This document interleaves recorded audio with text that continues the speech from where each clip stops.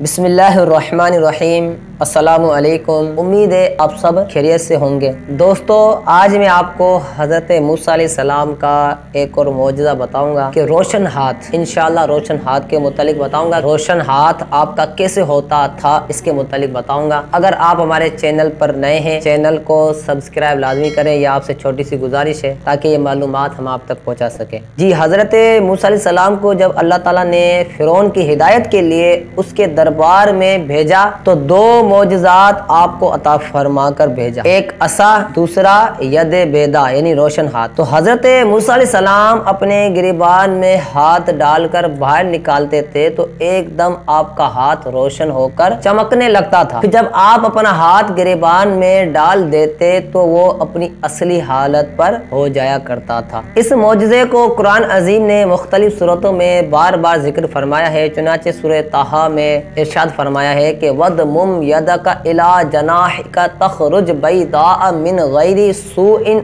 आयतन उखरा लिनुरियका मिन आयातिनल कुबरा, जिसका तर्जुमा यह है कि और अपना हाथ अपने बाजू से मिला, खूब सफेद निकलेगा बे किसी मरज के एक और निशानी कि हम तुझे अपनी बड़ी बड़ी निशानियां दिखाएं। इसी मौजज़े का नाम यद बेदा है जो एक अजीब और अजीम मौजज़ा है। हजरत इब्ने अब्बास रज़ी अल्लाह ताला अन्हुमा ने फरमाया कि हजरत मूसा अलैहिस्सलाम के दस्ते मुबारक से रात और दिन में आफताब की तरह नूर निकलता था।